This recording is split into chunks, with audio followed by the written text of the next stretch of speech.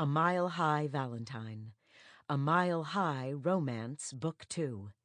Written by Cassidy Cole. Narrated by Julia Emlen. Sarah Baxter sat in the back of the large conference room, her arms crossed under her chest, frowning at the gorgeous man on the TV screen.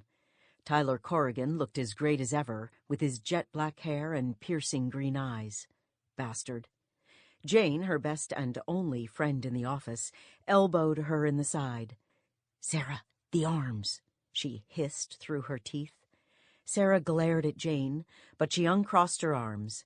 Sometimes it was a frickin' curse to be busty, especially when you worked in a place like Corrigan, Inc., where every other woman seemed to be rail thin and a size A cup. Sarah stuck out like a sore thumb. Always had, always would.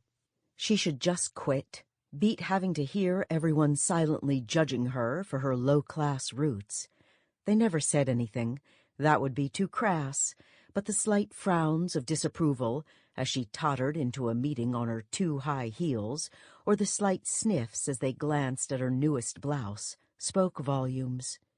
She glared back at Corrigan, her hands gripping the armrests of her chair. He'd tried to help her when they'd returned from that magical trip to Paris. Every girl's dream, right? Have some billionaire take you on a shopping spree to buy any and every outfit you possibly wanted. She snorted and looked out the window, remembering how painful that day had been.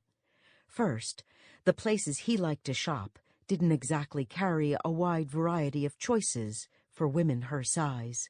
Tyler kept grabbing size 6 outfits and holding them up for her to see. She didn't want to tell him what size she actually was, so she just waved him off.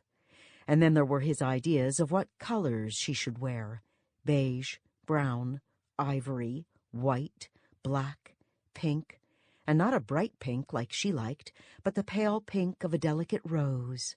Ugh. Was that really how he saw her? The whole experience had made her skin crawl. She felt like he was trying to change her, like she wasn't good enough for him. That stupid Beyoncé song, Upgrade You, kept playing through her head the whole time. And with every passing moment, Sarah just got more and more pissed, especially when she walked out of the dressing room, pleased to show off an ivory silk blouse and a knee-length dark brown skirt, and the saleswoman tisked and said, "Oh dear, that won't do. It's way too fitted in the hips. And your breasts, my dear. Oh, no, this will not work." And Tyler had agreed with the woman, silently nodding his head. That was it.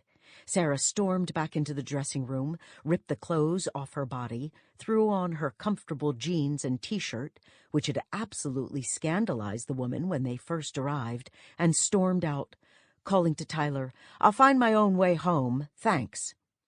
Tyler tried to call her a dozen or more times after that, but she sent him to voicemail. Even when he called at work, she sent the calls to voicemail. She knew that was dangerous. You don't just blow off the CEO of your company without consequences, but he'd never needed to speak to her before they'd slept together, so why should he now?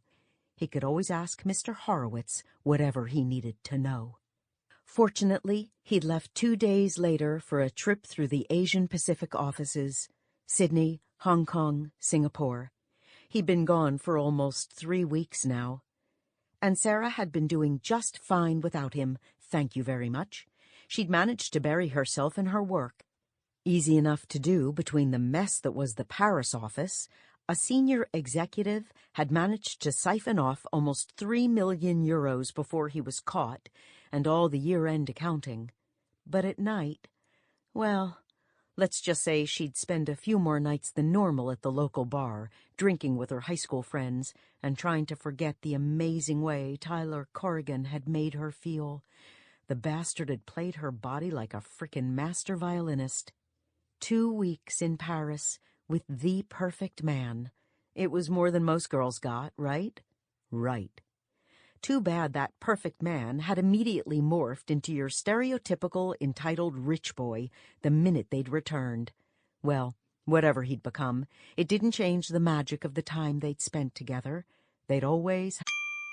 Sample complete. Ready to continue?